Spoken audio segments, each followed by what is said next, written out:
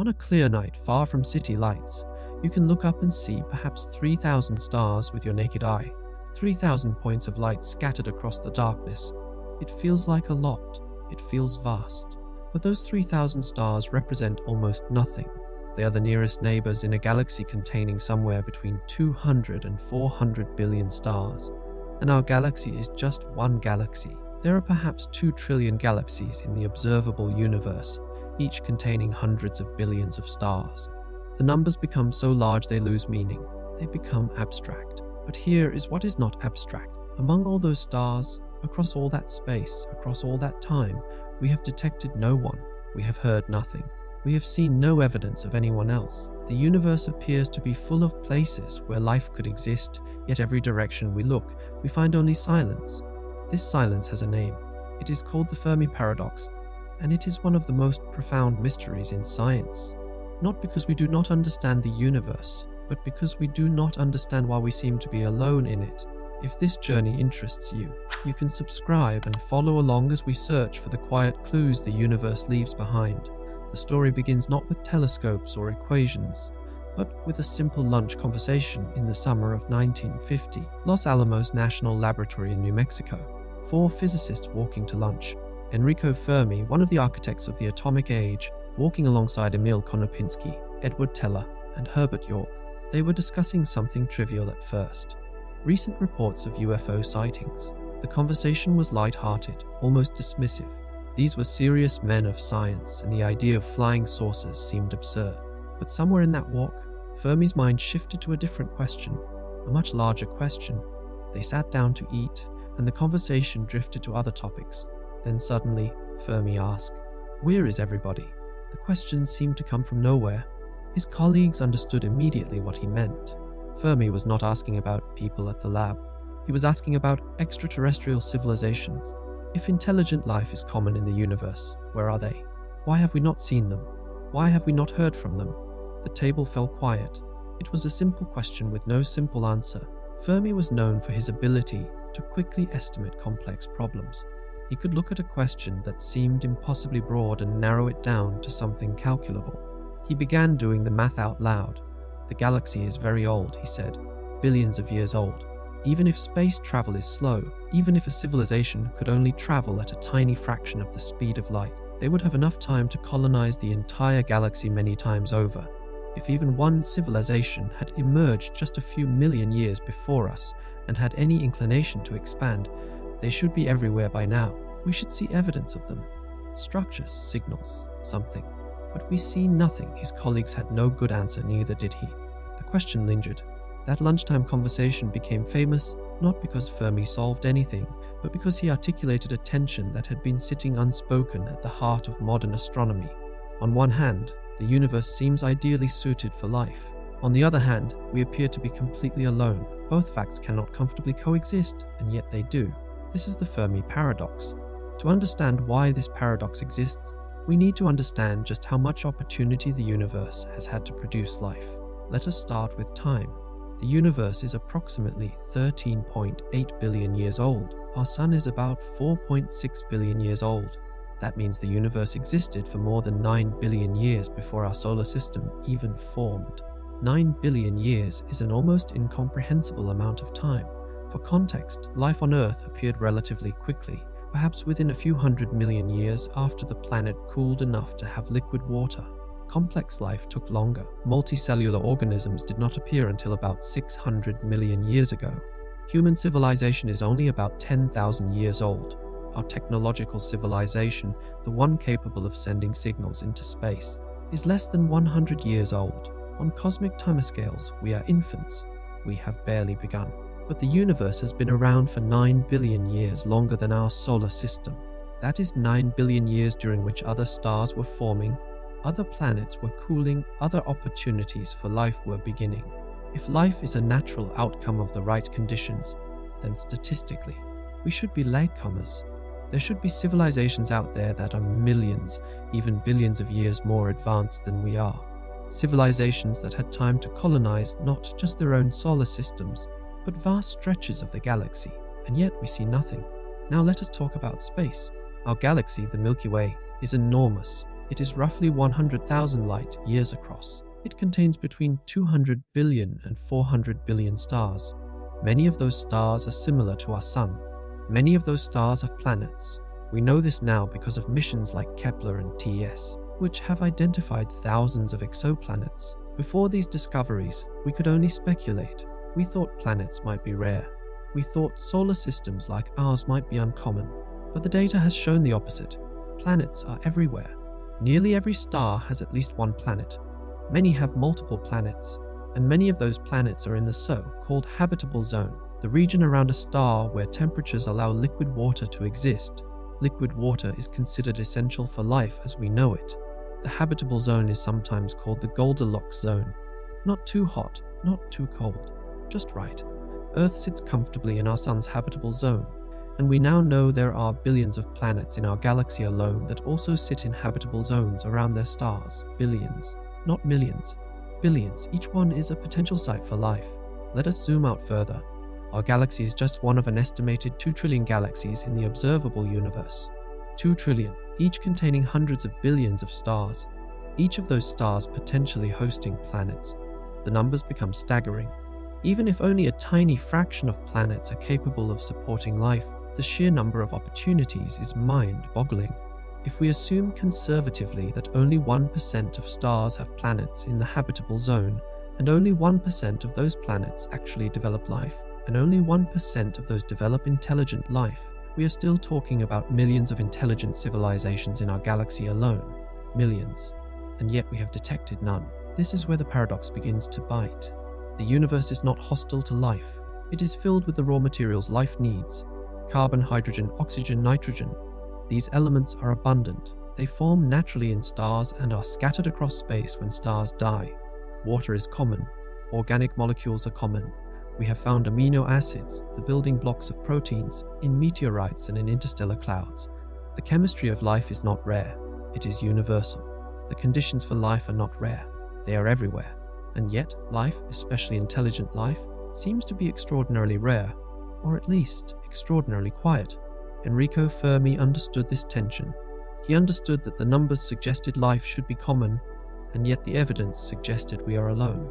This is the essence of the paradox. It is not about whether life exists elsewhere.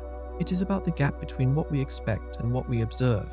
We expect a universe full of civilizations. We observe a universe full of silence. After Fermi posed his question, it was largely forgotten for about a decade. It lingered in the minds of a few scientists, but it was not yet formalized. That changed in 1960, when a young astronomer named Frank Drake organized the first scientific meeting dedicated to the search for extraterrestrial intelligence. The meeting was held at the Green Bank Observatory in West Virginia. Drake wanted to estimate how many intelligent civilizations might exist in our galaxy. To do this, he created an equation. It was not meant to provide a precise answer. It was meant to organize our thinking. It was meant to break down a huge question into smaller, more manageable parts. The equation became known as the Drake equation. The Drake equation looks like this: n equals r star times fp time e times f times fi times fc times l. Each symbol represents a factor. N is the number of civilizations in our galaxy with which we might be able to communicate. R star is the rate at which stars form in our galaxy. Fp is the fraction of those stars that have planets. Ne is the average number of planets per star that could support life. Fl is the fraction of those planets where life actually develops. Fi is the fraction of those planets where life develops intelligence. Fc is the fraction of intelligent civilizations that develop technology capable of sending signals into space. And L is the length of time such civilizations release detectable signals. Some of these factors we know fairly well now. R star, the rate of star formation, is about 7 new stars per year in our galaxy. Fp, the fraction of stars with planets, appears to be close to 1. Almost all stars have planets. The number of habitable planets per star is harder to pin down, but estimates suggest it could be around 0.2. 1 in 5 stars might have a planet in the habitable zone. So far, the numbers are encouraging. Multiply those factors together, and you get a large number of potential sites for life. But then we hit the unknown factors. Fl, the fraction of habitable planets where life actually appears. We have only one example, Earth. We do not know if life is inevitable given the right conditions, or if it is a fantastically rare accident. Fi, the fraction of life that becomes intelligent. Again, we have only one example. Intelligence might be common, or it might be an evolutionary fluke. Fc, the fraction of intelligent species that develop technology. On Earth, only one species out of billions has done this. And L, the length of time civilizations remain detectable. This is perhaps the most uncertain factor of all. How long does a technological civilization last? 100 years, 1,000, a million? We do not know. Our own civilization has been detectable for less than a century. We have no idea how long we will last. The Drake equation does not give us an answer. It gives us a framework, and depending on what values you assign to the unknown factors, you can get vastly different results. If you are optimistic, you might conclude there are thousands or even millions of civilizations in the galaxy. If you are pessimistic, you might conclude we are alone. Both conclusions are consistent with the equation. Both are consistent with our current understanding. This is the problem. The paradox persists because we do not know which factors are the bottlenecks. Let us think carefully about what it would take for intelligent, communicative civilizations to be common. First, life has to start. This seems plausible. Life on Earth appeared relatively quickly, geologically speaking. As soon as the planet was cool enough and stable enough, life emerged. This suggests that under the right conditions, life might be easy, but we do not know. It is possible that the origin of life requires a very specific and unlikely set of circumstances. It is possible that Earth got lucky. We simply do not have enough data. We have studied life on only one planet. That is not a good sample size. Second, life has to survive long enough to evolve complexity. This is harder than it sounds. Life on Earth has been nearly wiped out several times. The fossil record shows at least 5 major mass extinction events. The most severe, the Permian-Triassic extinction about 250 million years ago, killed roughly 90% of all species. Life survived, but it came close to total annihilation. And those were just the big ones. There have been countless smaller disasters. Asteroid impacts, volcanic eruptions, ice ages, changes in ocean chemistry. Any of these could have ended life permanently. The fact that life persisted through all of this is remarkable, but it also suggests that the path to complexity is fragile. A planet needs to remain stable for hundreds of millions, even billions of years. That is a long time. Many things can go wrong. Third, life has to evolve intelligence. This is where things get really uncertain. Intelligence is not inevitable. Evolution does not have goals. It does not progress toward complexity or intelligence. It simply favors traits that help organisms survive and reproduce. On Earth, intelligence evolved relatively recently. For most of Earth's history, life was simple. Single-celled organisms dominated for billions of years. Multicellular life is only about 600 million years old. Mammals only became dominant after the dinosaurs went extinct 65 million years ago. Humans, with our large brains and capacity for abstract thought, appeared less than 300,000 years ago. We are very, very new. And we are the only species on Earth that has developed technology. No other species builds radios or sends signals into space. No other species writes or does mathematics. Intelligence, at least the kind of intelligence that creates technology, seems to be exceedingly rare even on a planet filled with life. Fourth, intelligent life has to develop technology and the desire to communicate. This is not a given. A species could be intelligent without being technological. They might live in an environment where building tools is impractical. They might have no evolutionary pressure to develop communication technology. On Earth, humans developed technology rapidly once we started, but that was driven by very specific circumstances. We are social creatures. We have hands capable of fine manipulation. We discovered fire, which allowed us to cook food, which gave us more calories, which supported larger brains. We developed language, which allowed us to share knowledge across generations. None of this was inevitable. A slightly different evolutionary path, and we might not be here. Or we might be here, but without the curiosity or ability to reach out into the cosmos. Fifth, and this is critical, technological civilizations have to last. They have to survive long enough to be detected. This is where the Drake equation's L factor becomes so important. How long does a civilization remain active and detectable? Our civilization has been broadcasting radio signals into space for less than 100 years. Those signals have traveled about 100 light years. That sounds like a lot, but in a galaxy 100,000 light years across, it is nothing. It is a tiny bubble. If we stopped broadcasting tomorrow, if our civilization collapsed or destroyed itself, we would simply blink out. Any distant observer would see us for only a brief moment, a flash in the cosmic night, and then nothing. If this is typical, if most civilizations last only a short time, then the galaxy could be full of life, but we would never overlap with anyone else. We would all be shouting into the void at different times, never hearing each other. This brings us to one of the darker implications of the Fermi Paradox.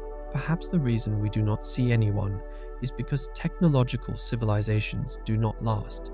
Perhaps there is something inherently unstable about the transition from a biological species to a technological one. Perhaps intelligence contains the seeds of its own destruction. This is not a comforting thought, but it is one that scientists take seriously. We know that our own civilization faces existential risks: nuclear weapons, climate change, pandemics, artificial intelligence, biotechnology. Any of these could, in principle, end us, and we have only been technological for about a century. We are still in the dangerous early phase. If most civilizations face similar risks, and if most do not survive them, then the galaxy might be littered with the ruins of dead civilizations, civilizations that reached for the stars and then fell silent. This idea is sometimes called the Great Filter. The term was coined by economist Robin Hanson in a 1996 essay. The Great Filter is a hypothetical barrier that prevents life from becoming spacefaring. Something in the process, from the formation of a planet to the creation of a galaxy, spanning civilization, is extraordinarily difficult. So difficult that almost no one makes it through. The question is, where is the filter? Is it behind us or ahead of us? If the filter is behind us, that is good news. It means the hard part is already done. Maybe the origin of life is incredibly rare. Maybe the evolution of intelligence is a 1 in a billion fluke. If that is the case, then we are special, but we are also safe. The hardest steps are in the past. We have already won the lottery. But if the filter is ahead of us, that is very bad news. It means that something waits in our future that almost no civilization survives. It means that becoming technological is easy, but staying technological is not. It means we are approaching a cliff, and we do not know how to avoid it. We do not know which scenario is true. Both are consistent with the evidence. Both explain why we see no one. If the filter is behind us, we are alone because life is rare. If the filter is ahead of us, we are alone because everyone else is dead. Either way, the silence is explained, but the implications could not be more different. This is why the Fermi Paradox is not just an academic puzzle. It is a question with real consequences for how we think about our future. Let us consider the possibility that the filter is behind us. What would that mean? It would mean that Earth is unusual. Perhaps the origin of life requires conditions that are much rarer than we think. Maybe liquid water is not enough. Maybe you need a planet of exactly the right size, with exactly the right atmosphere, at exactly the right distance from a star of exactly the right type. Maybe you need a large moon to stabilize the planet's tilt.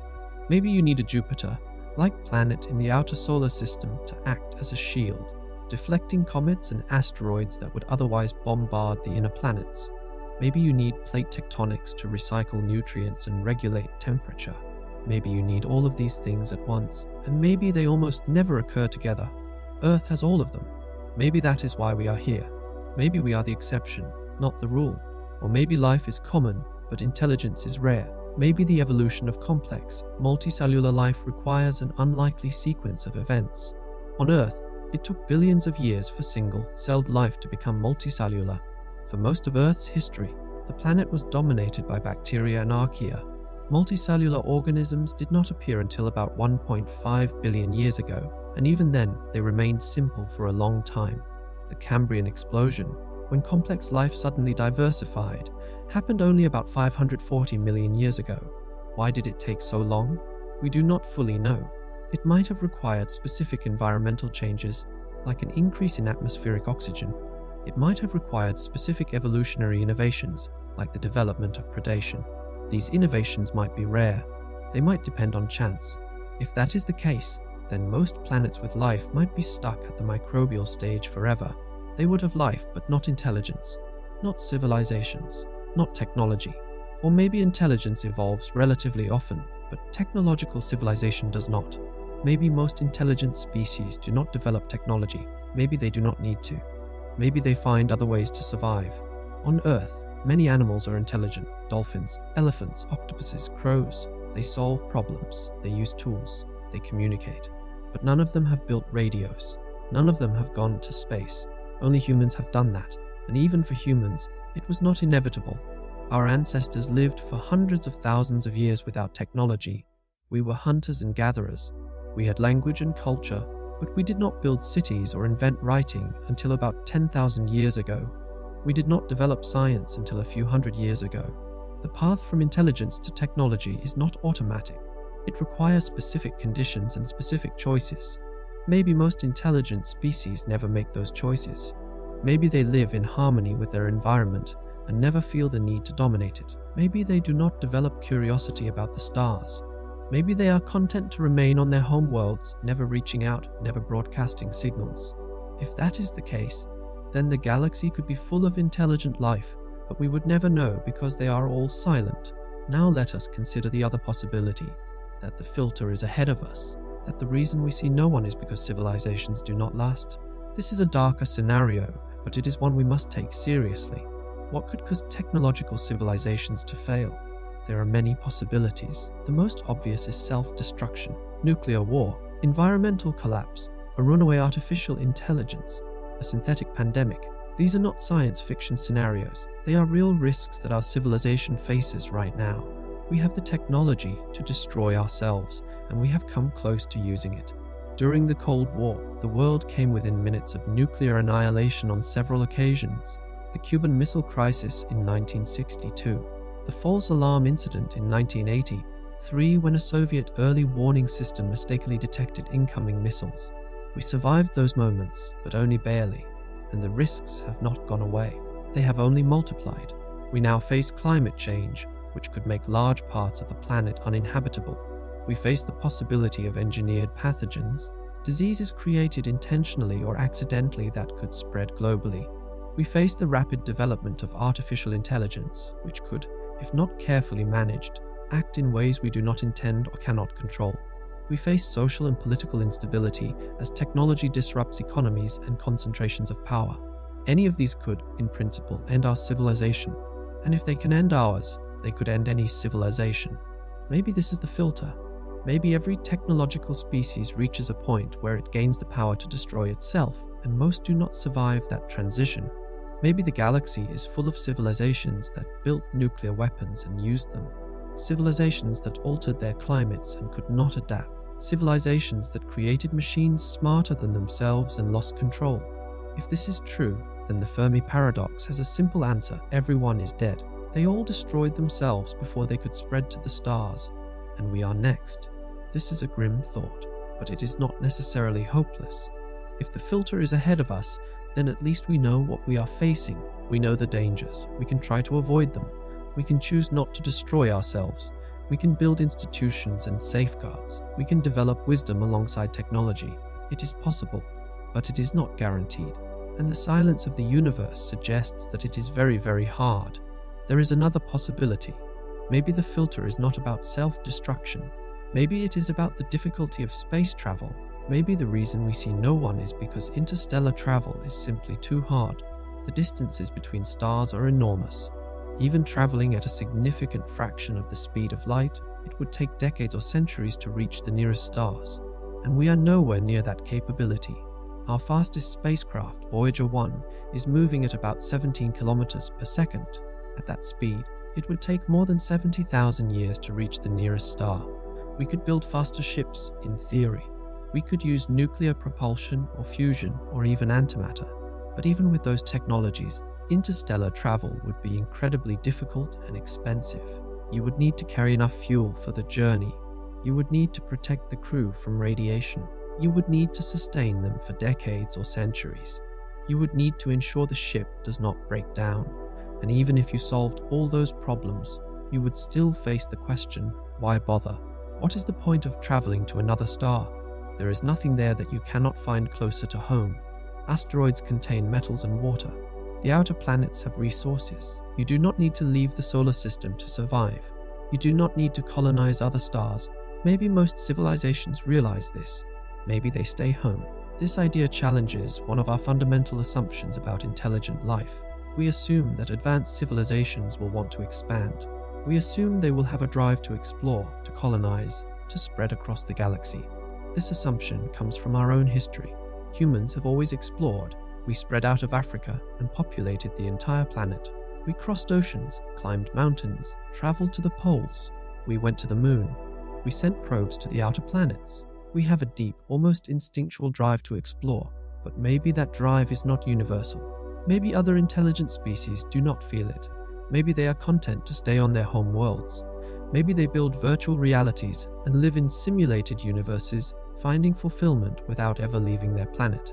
Maybe they reach a state of technological and cultural maturity where exploration no longer appeals to them. Maybe they solve the problems of resource scarcity and existential risk and simply settle into a long, stable existence at home. If that is the case, then the galaxy could be full of civilizations, but they are all staying put. They are all quiet. They are not expanding, not broadcasting, not trying to make contact.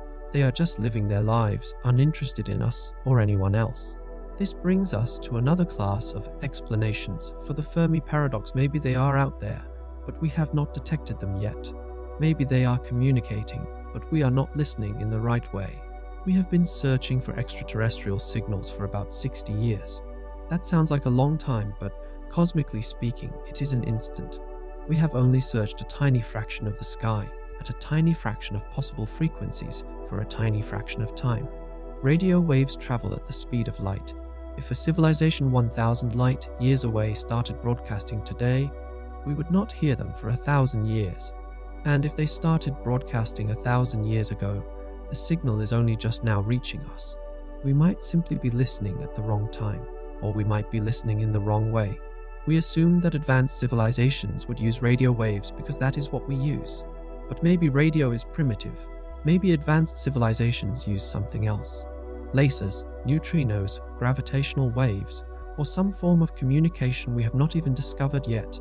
If they are communicating in ways we do not understand, we would never detect them. We would think the universe is silent, when in fact it is full of conversations we cannot hear. Or maybe they are deliberately avoiding us. This is sometimes called the zoo hypothesis.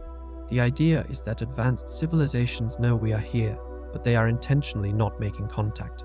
Maybe they have a policy of non-interference. Maybe they want to let us develop on our own, without outside influence. Maybe they are watching us, studying us, but staying hidden. It sounds far-fetched, but it is not impossible. If a civilization is sufficiently advanced, they could observe us without us knowing. They could monitor our radio signals, watch our television broadcasts, track our spacecraft, all without revealing themselves.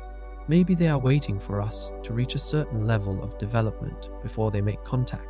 Maybe they are waiting for us to prove we are mature enough to join a galactic community. Or maybe they are waiting to see if we survive. Maybe first contact only happens with civilizations that pass the Great Filter. There is also the possibility that they are hiding intentionally, not from us, but from everyone. This is sometimes called the dark forest hypothesis. The idea is that the universe is a dangerous place, and advertising your presence is a bad idea. Imagine a dark forest at night. You are alone, and you do not know what else is out there. There might be predators. There might be other beings, some friendly, some hostile. If you light a fire or make noise, you reveal your location. You make yourself a target, so you stay quiet. You stay hidden. You listen, but you do not speak. Maybe this is what every intelligent civilization does. Maybe the galaxy is full of civilizations, all hiding from each other, all afraid to be the first to reveal themselves. Maybe the silence is not because no one is there. Maybe the silence is because everyone is afraid. This is a chilling thought. It suggests that the universe is not a friendly place. It suggests that intelligence, once it arises, recognizes that survival depends on stealth. It suggests that reaching out, trying to make contact, is dangerous. And maybe that is why we have heard nothing. Maybe everyone else learned this lesson long ago. Maybe we are the naive newcomers, shouting into the darkness, not realizing the danger we are putting ourselves in. This idea is speculative, and there is no evidence for it, but it is consistent with the Fermi Paradox. It explains the silence, and it warns us to be careful. Let us step back and think about what all of these explanations have in common. They all suggest that something is preventing us from detecting other civilizations. Whether it is because life is rare, or intelligence is rare, or civilizations destroy themselves, or they stay home, or they hide, or we are not looking in the right way. Something is acting as a filter, keeping the galaxy quiet. This filter could be natural, or it could be a choice. It could be behind us, or ahead of us. But it is there, and until we understand it, the paradox remains. There is one more possibility we need to consider. It is the simplest and also the most profound. Maybe we are alone. Not because of a filter, not because of bad luck, but because we are genuinely the first, or the only. The universe is 13.8 billion years old. That is a long time, but it is not infinite. Stars have lifetimes. The early universe was too hot and chaotic for life. It took time for the first stars to form, to create heavy elements, to die and spread those elements into space. It took time for second-generation stars like our Sun to form, stars with enough heavy elements to create planets. It took time for those planets to cool, for atmospheres to form, for oceans to appear. And then it took time for life to start, to evolve, to become complex. Maybe we are actually early. Maybe the universe has only recently reached the point where intelligent life can emerge. Maybe there will be countless civilizations in the future, billions of years from now, but right now we are among the first. If that is true, then the silence makes sense. There is no one else yet. We are pioneers. We are alone not because life is rare, but because we are early. Or maybe we are not early. Maybe we are just alone. Maybe the sequence of events that led to us, from the formation of Earth to the evolution of humans, is so unlikely that it has only happened once. Maybe we are a fluke, a cosmic accident. The universe is vast, but that does not mean everything is probable. Even in a universe with trillions of planets, some things might happen only once. Maybe we are that thing. Maybe intelligence, at least the kind that asks questions and builds civilizations, is so rare that in the entire observable universe, it has happened only here. This is a humbling thought. It is also a lonely one. If we are alone, then there is no one to learn from, no one to meet, no one to help us if we fail. We are on our own. The question of whether we are alone or not is not just a scientific question. It is a philosophical one. It touches on our sense of place in the universe, our purpose, our future. If we are not alone, if the universe is full of life, then we are part of something larger. We are one civilization among many. We can hope to learn from others, to share knowledge, to join a cosmic community. But if we are alone, then we are all there is. We are the universe's only chance to understand itself. The responsibility is enormous. If we fail, if we destroy ourselves, then the universe goes back to being silent. No one will know we were here. No one will remember. The stars will shine, the galaxies will turn, but there will be no one to see them. This is why the Fermi Paradox matters. It is not just about finding aliens. It is about understanding what it means to be intelligent, to be conscious, to be alive in a universe that seems indifferent to our existence. It is about confronting the possibility that we are rare or fragile, or both. It is about recognizing that the silence we hear when we look up at the stars is not just an absence of signals. It is data. It is information. It is telling us something important, even if we do not yet fully understand what that is. Let us think more carefully about the search itself. How do we look for other civilizations? What methods do we use? The most famous effort is SETI, the search for extraterrestrial intelligence. SETI began in earnest in 1960 when Frank Drake conducted Project Ozma, using a radio telescope at Green Bank Observatory to listen for signals from two nearby stars. He found nothing. But the search continued. Over the decades, SETI has evolved. We have built more sensitive instruments. We have searched more stars, more frequencies, more of the sky. We have looked for deliberate signals, narrow, band transmissions that would indicate an artificial source. We have looked for patterns, repetitions, anything that could not be explained by natural phenomena, and we have found nothing. Or rather, we have found a few interesting signals that turned out to be nothing. The most famous is the WOW signal, detected in 1977. It was a strong, narrow-band radio signal that lasted 72 seconds. It came from the direction of the constellation Sagittarius. It matched the profile of an artificial signal. The astronomer who detected it, Jerry Yemen, was so surprised he wrote, "Mao," in the margin of the printout. The signal was never detected again. We do not know what it was. It could have been an alien transmission, or it could have been a satellite, or interference, or some natural phenomenon we do not understand. Without confirmation, we cannot say. And that is the problem with SETI. Without repetition, without a clear pattern, we cannot distinguish a signal from noise. But CTI is not the only way to search. Another approach is to look for technosignatures, evidence of technology that we could detect from a distance. For example, if a civilization builds massive structures in space, we might be able to see them. A Dyson sphere, a hypothetical megastructure that surrounds a star to capture its energy, would block the star's light in a distinctive way. We could detect that. Or if a civilization alters its planet's atmosphere through industrial activity, we might see unusual chemical signatures. Pollutants, artificial molecules, things that do not occur naturally. We have not found anything like that yet, but we are only beginning to look. Our instruments are improving. The James Webb Space Telescope, launched in 2021, can analyze the atmospheres of distant exoplanets. It can look for biosignatures, signs of life like oxygen or methane. It can also look for technosignatures. We are just starting to search in this way. Maybe we will find something. Maybe we will not. But the fact that we are looking is significant. It means we are taking the question seriously. There is also the possibility of direct exploration. Instead of waiting for signals, we could go and look. We could send probes to other star systems.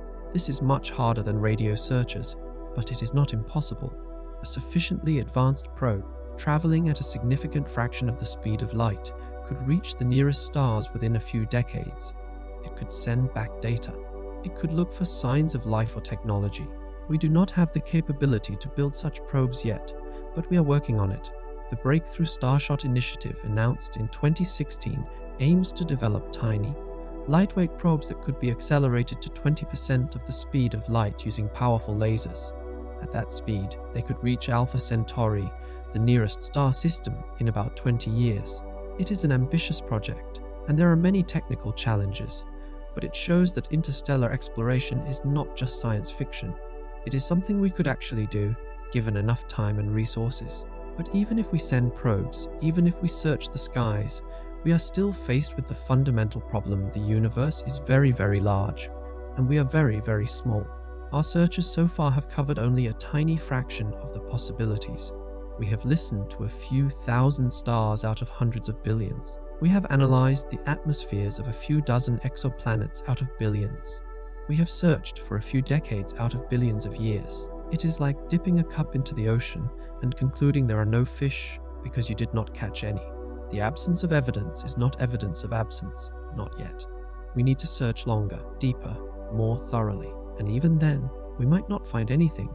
The universe might genuinely be silent, or the signals might be there, but too faint, too distant, too different from what we expect. This brings us to a difficult question. What if we are wrong about what to look for? We are searching for civilizations like us. Civilizations that use radio, that build structures, that alter their environments. But what if intelligence takes forms we cannot imagine? What if there are civilizations based on completely different principles? On Earth, all life is based on carbon and water, but maybe life elsewhere is based on silicon, or methane, or something even stranger. Maybe there are intelligences that do not have bodies, that exist as patterns in plasma or in the quantum states of matter. Maybe there are civilizations that operate on timescales completely different from ours, civilizations that think so slowly or so quickly that we would not recognize them as alive. Maybe there are intelligences that have transcended physical form entirely, that exist as information, as software running on the fabric of space itself. These ideas sound like science fiction, but they are not impossible. They are just outside our current understanding, and if they are real, we would never detect them using conventional methods. We would be looking for the wrong thing in the wrong way. This is one of the humbling aspects of the Fermi Paradox. It forces us to confront the limits of our imagination. We can only search for what we can conceive of. We can only recognize intelligence that resembles our own. If the universe contains forms of intelligence radically different from us, we might be surrounded by them and never know. The silence might not be silence at all. It might be a conversation in a language we do not speak, on frequencies we cannot hear, using concepts we cannot grasp. We are like deaf people trying to understand a symphony by looking at the vibrations in the air. We can see that something is happening, but we cannot comprehend it. There is a concept in philosophy called the problem of other minds. How do you know that other people are conscious? You cannot directly experience their thoughts or feelings.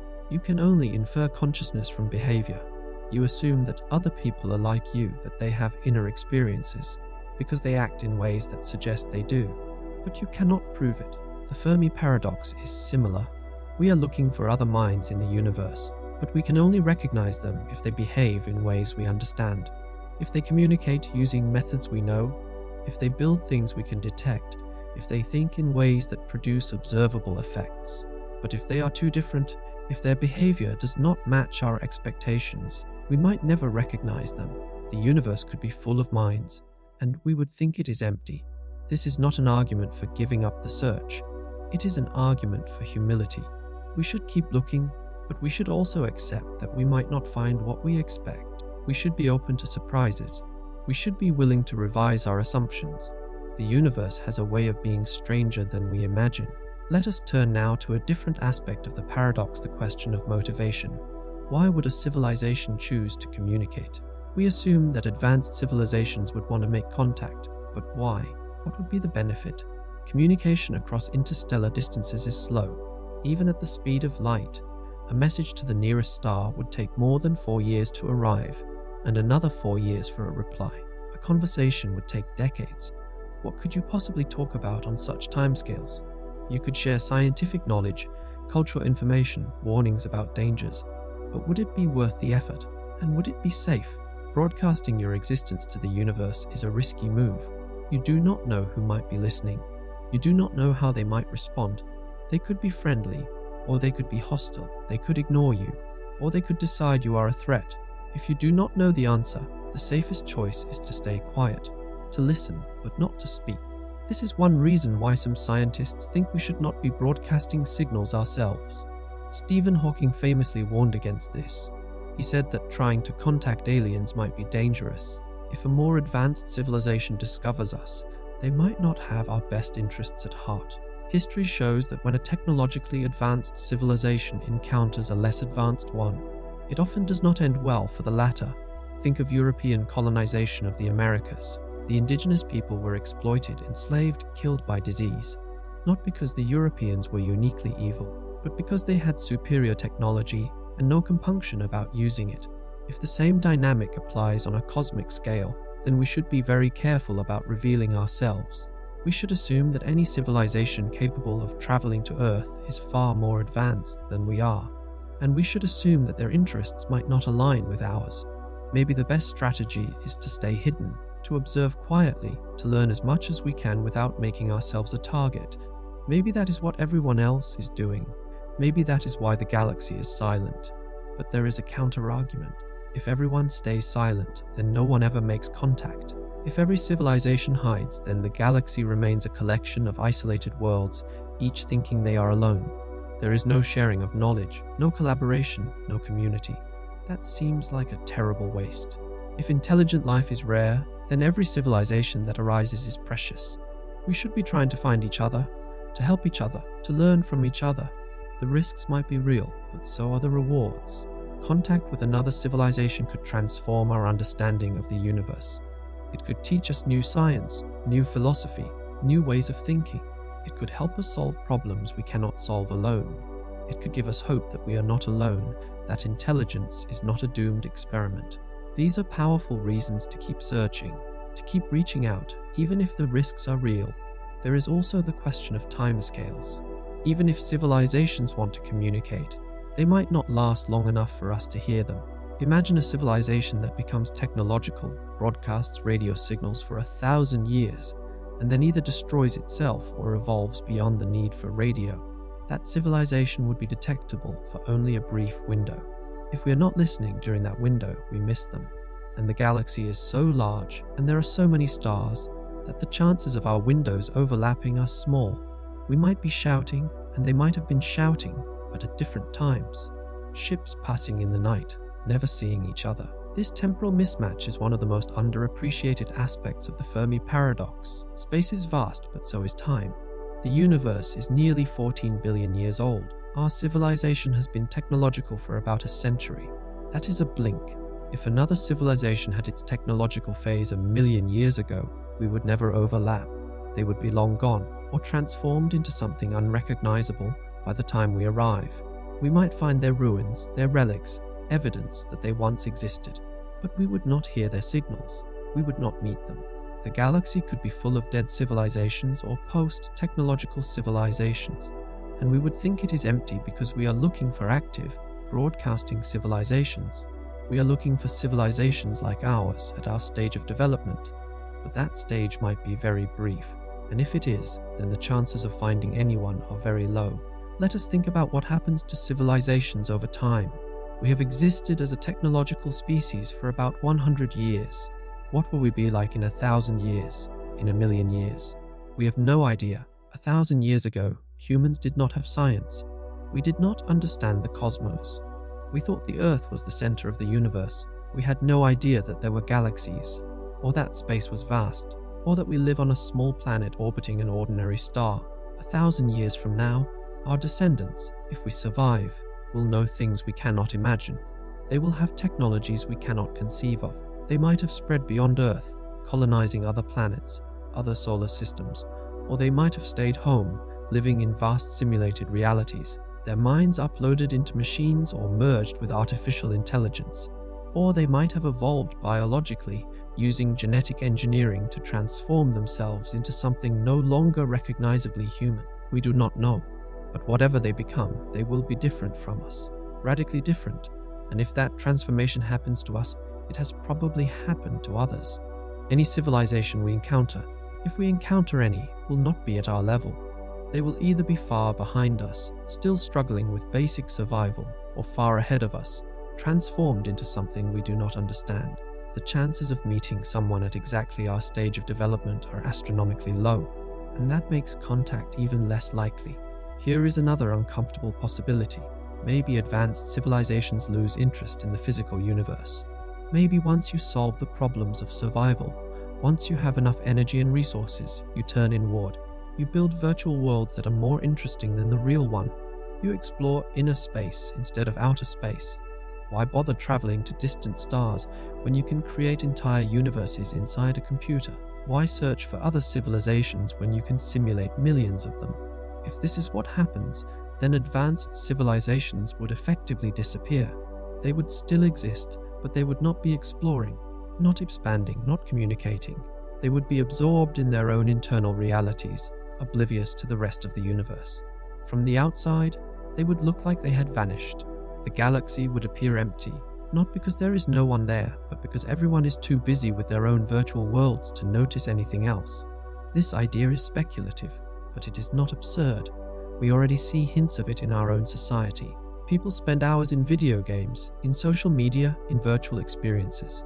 As those technologies improve, as virtual reality becomes more immersive, more satisfying, the temptation to retreat into it will grow. Imagine a virtual world where you can be anyone, do anything, experience anything. A world with no pain, no death, no limitations. A world more beautiful, more exciting, more meaningful than the real one. Why would you ever leave? Maybe the answer is you would not. Maybe that is the final stage of every technological civilization. They build their paradise and they disappear into it. And from the outside, it looks like extinction. The lights go out, the signals stop, the universe goes quiet. Now let us think about the nature of intelligence itself. We assume that intelligence is a good thing, that it is adaptive, that it helps organisms survive. And for humans, that has largely been true. Our intelligence allowed us to dominate the planet, to outcompete other species, to build civilizations. But intelligence also brings risks. It brings the ability to create weapons, to destroy environments, to make mistakes on a scale that can end everything. Intelligence is a double-edged sword. It gives you power, but it does not necessarily give you wisdom. And if you have power without wisdom, you can destroy yourself. Maybe that is what happens to most intelligent species.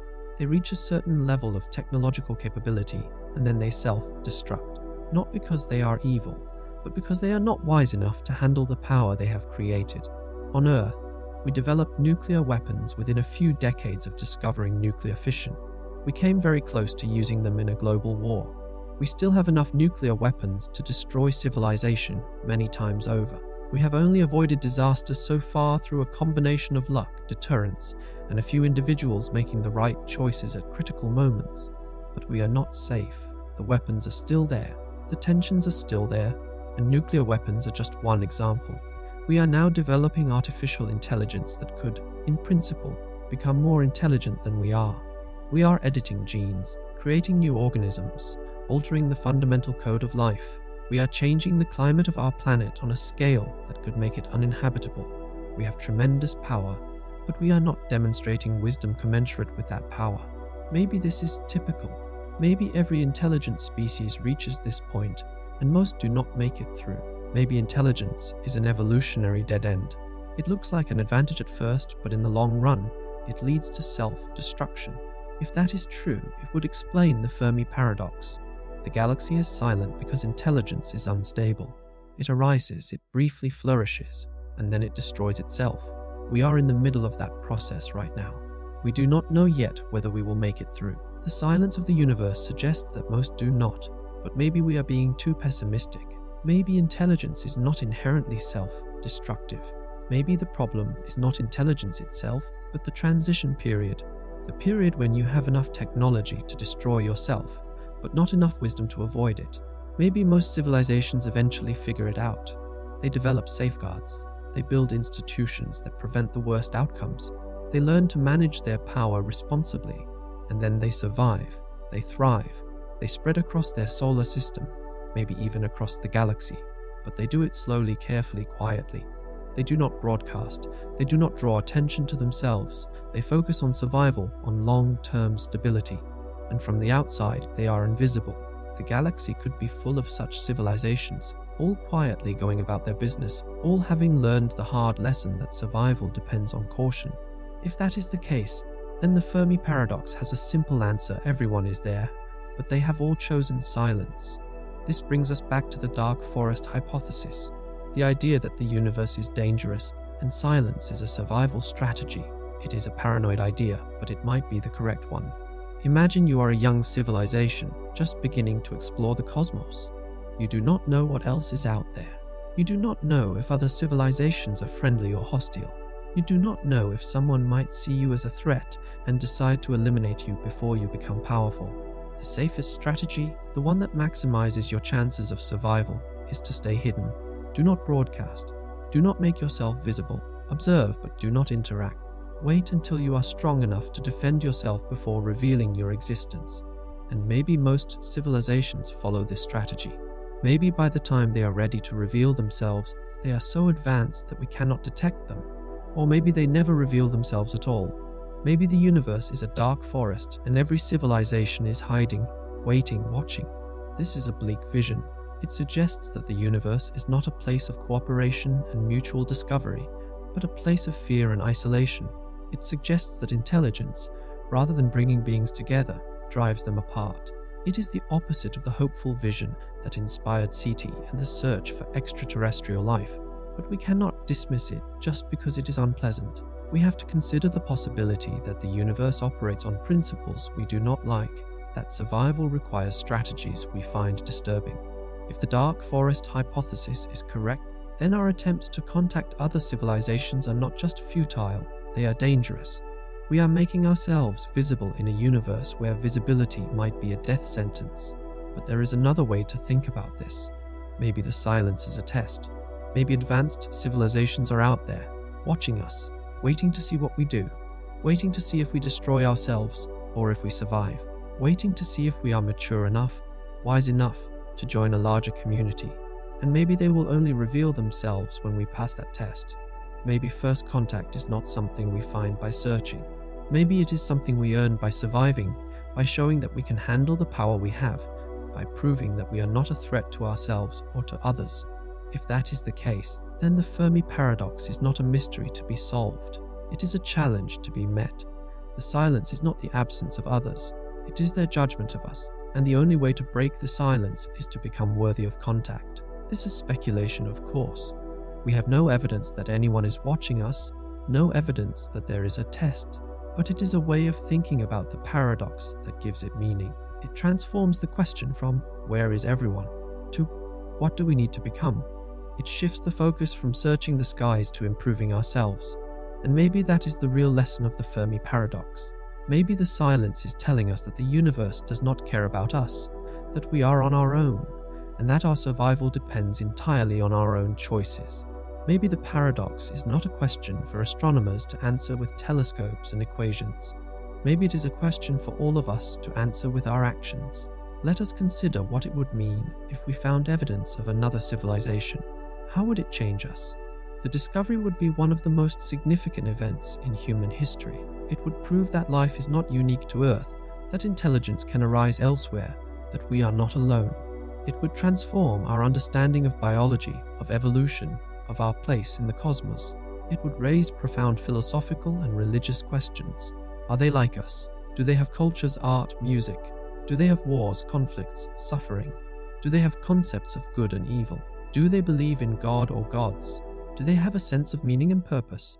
These are questions we cannot answer until we find them, but the discovery itself would be transformative, regardless of the answers.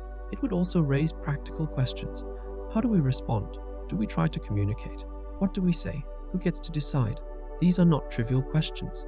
If we receive a message from another civilization, it will not just be a message to astronomers or scientists. It will be a message to humanity. Everyone will want to know what it says. Everyone will have an opinion on how we should respond. There will be disagreement, debate, conflict.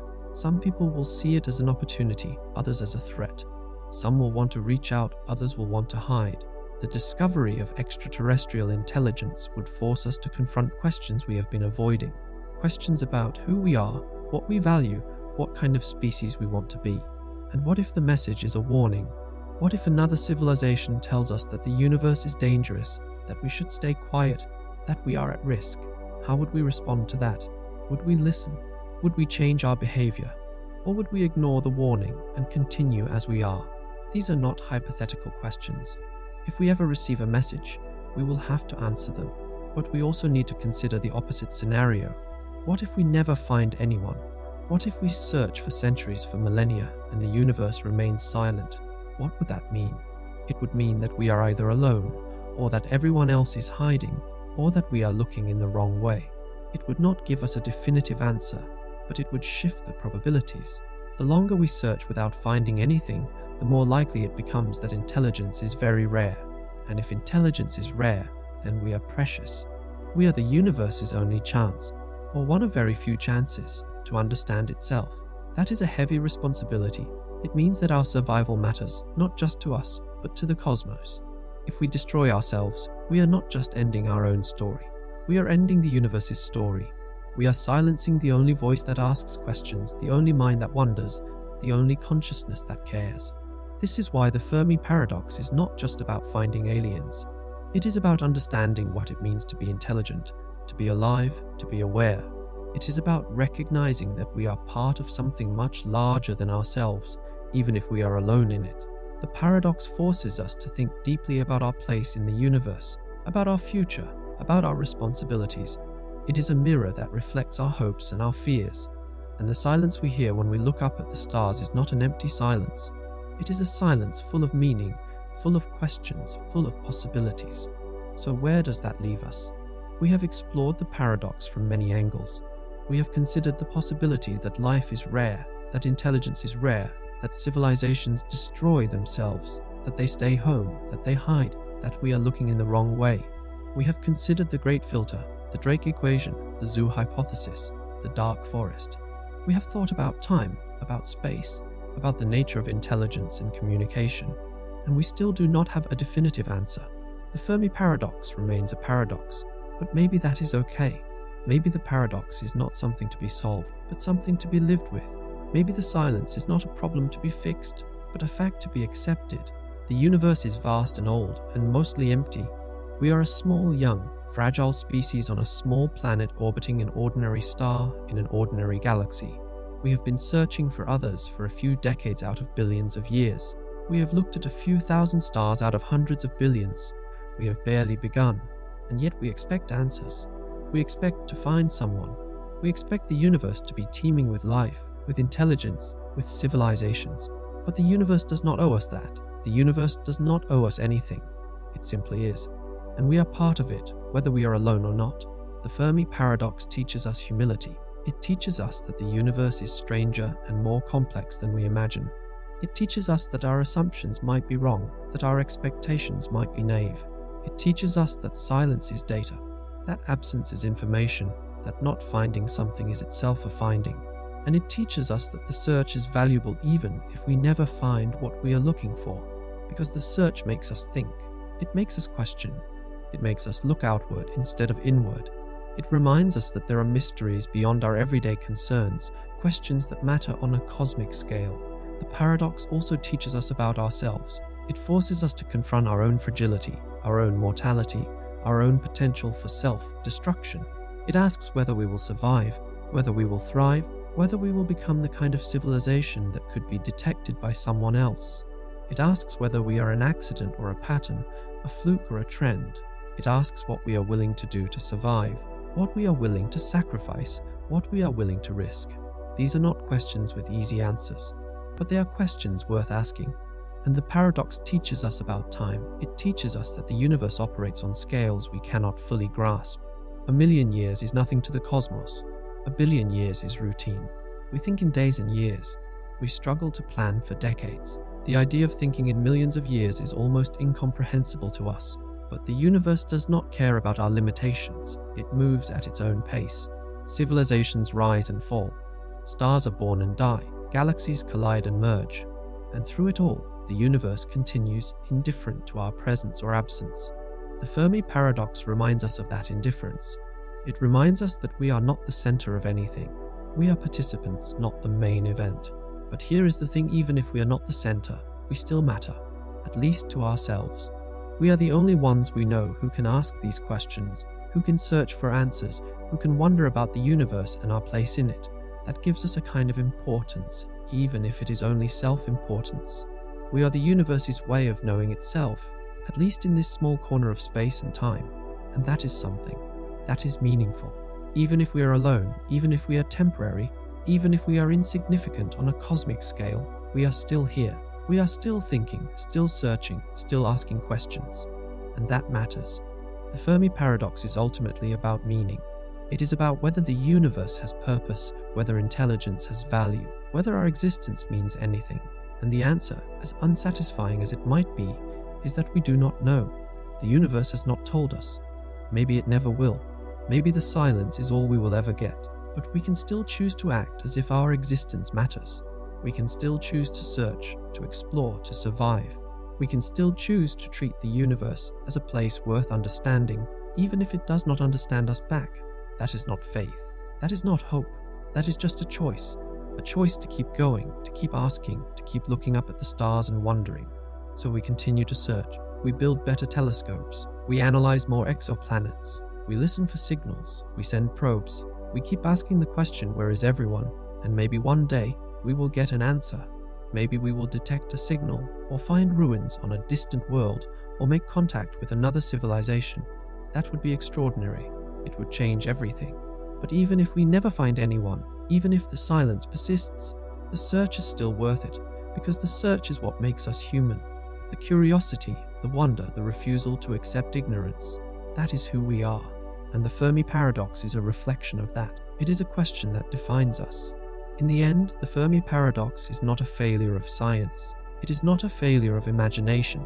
It is simply a fact about the universe as we currently understand it. The universe appears to be vast, old, and full of places where life could exist, and yet we appear to be alone. That is the paradox. It is uncomfortable. It is mysterious. But it is also clarifying. It tells us that the universe does not work the way we expected. It tells us that our assumptions were wrong, or incomplete, or oversimplified, and that is valuable information. That is how science works. We make predictions, we test them, and when reality does not match our predictions, we learn something. The Fermi Paradox is teaching us. We just do not yet know what the lesson is. Maybe the lesson is that life is rare, that the combination of circumstances required to produce a planet like Earth, with stable conditions for billions of years, is so unlikely that it almost never happens. If that is the lesson, then we are precious. We are a miracle, and we should act accordingly. We should protect our planet, protect our civilization, because there might not be another one. Or maybe the lesson is that intelligence is unstable, that the path from simple life to technological civilization is so fraught with dangers that almost no one makes it. If that is the lesson, then we are in danger. We are approaching a critical point in our development, and we need to be very careful. We need to solve the problems of nuclear weapons, climate change, artificial intelligence, and all the other existential risks we face. Because if we do not, we will join the countless other civilizations that reached this point and failed. Or maybe the lesson is that advanced civilizations transcend, that once you solve the problems of survival and resources, you move beyond the physical universe. You build virtual worlds, or upload your consciousness, or merge with your machines, or simply evolve into something we would not recognize. If that is the lesson, then the future of intelligence is not expansion into space, but transformation into something else. And we cannot search for such civilizations because they have moved beyond the realm of the detectable. Or maybe the lesson is that the universe is a dark forest, and silence is survival. That every civilization that lasts has learned to stay hidden, to avoid drawing attention, to assume that contact is dangerous. If that is the lesson, then we need to reconsider our own approach. We need to think carefully about whether we should be broadcasting our presence, or whether we should be listening quietly, learning as much as we can before revealing ourselves. Or maybe the lesson is that we are simply early, that the universe is only now reaching the point where intelligent life can commonly emerge, that in 1 billion years, the galaxy will be full of civilizations, but right now, we are among the first.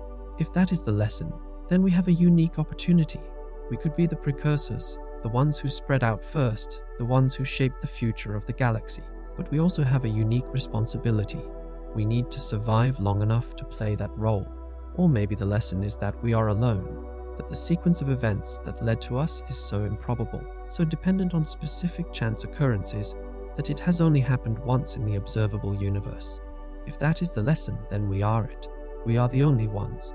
And everything we do, everything we create, everything we destroy matters absolutely. Because there is no one else. We do not know which of these lessons is correct. Maybe none of them are.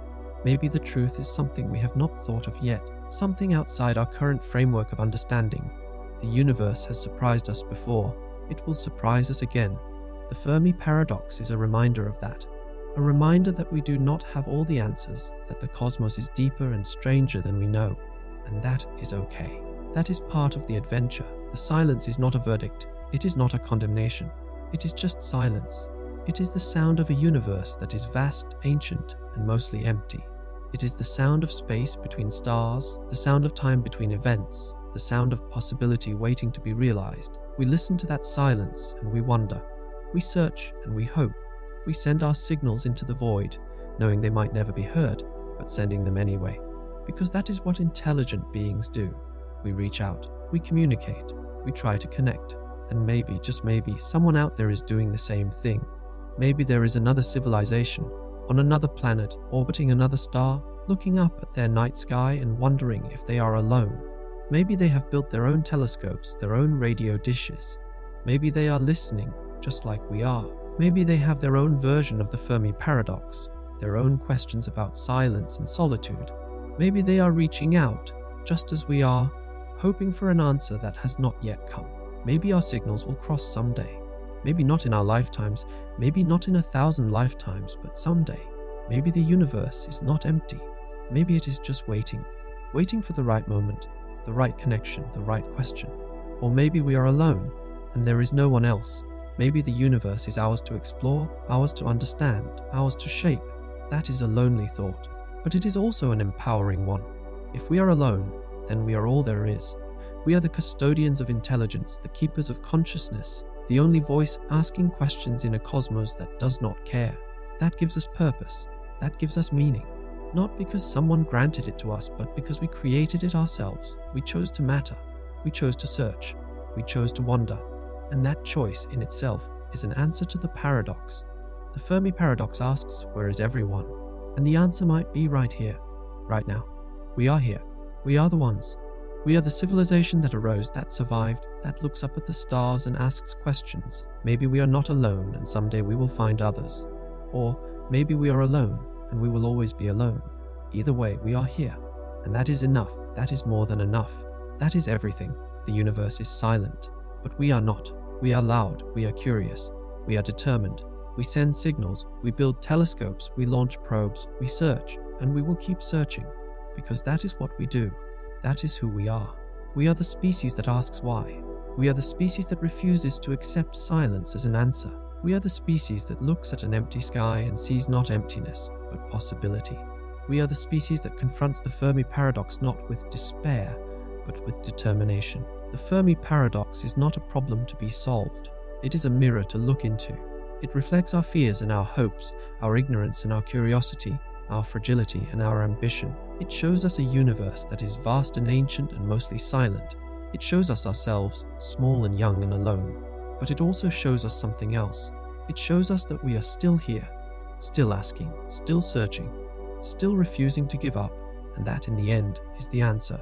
Not the answer to where everyone is, but the answer to who we are. We are the ones who ask. We are the ones who search. We are the ones who stare into the silence and refuse to look away. And the silence stares back, not with hostility, not with indifference, just with silence. The same silence that has always been there, the same silence that will always be there. The silence of a universe that is vast and old and patient. A universe that does not care whether we find answers or not. A universe that simply is, and in that silence, we find our purpose. Not because the universe gave it to us, but because we chose it. We chose to matter. We chose to search. We chose to care. And that choice in a silent universe is everything. The Fermi Paradox will likely remain unsolved for a long time, maybe forever. We might never know why the universe is so quiet. We might never meet another civilization. We might search for centuries and find nothing. But the search itself is meaningful. The questions are meaningful. The wonder is meaningful, because they remind us that there is more to existence than our daily concerns, more to life than survival and reproduction. There are questions worth asking even if we never find the answers. There are mysteries worth contemplating even if they remain forever mysterious. The night sky is full of stars, hundreds of billions in our galaxy alone, trillions of galaxies beyond. Each star a potential sun, each sun potentially orbited by planets, each planet potentially harboring life. The numbers are staggering, the possibilities are endless, and yet we have heard nothing, we have seen no one. The universe is full of places where life could exist, and yet, as far as we can tell, it is empty. This is the Fermi Paradox. This is the silence. This is the mystery that defines our age. But silence is not nothing. Silence is data. Silence tells us something, even if we do not yet understand what. It tells us that the universe is not what we expected. It tells us that our assumptions were incomplete. It tells us that there is more to learn, more to discover, more to understand. And that is exciting. That is hopeful. Because as long as there are mysteries, there is a reason to keep going. As long as there are questions, there is a reason to search. We stand on a small planet in a vast universe, and we look up at the stars. We wonder if anyone else is doing the same. We wonder if anyone else is asking the same questions. We wonder if we are alone, and the universe does not answer. It just shines, it just burns, it just is, and we are part of it, a small part, perhaps insignificant on a cosmic scale. But we are conscious, we are aware, we are asking. And in a universe that is mostly silent, that is extraordinary, that is miraculous, that is enough. The Fermi Paradox is a question that will stay with us. It will haunt us. It will inspire us. It will drive us to build better instruments, to search more carefully, to think more deeply. It will remind us that the universe is larger than we can imagine, older than we can comprehend, stranger than we can conceive. It will remind us that we are not the center of anything, that we are newcomers in an ancient cosmos, that we are fragile and temporary.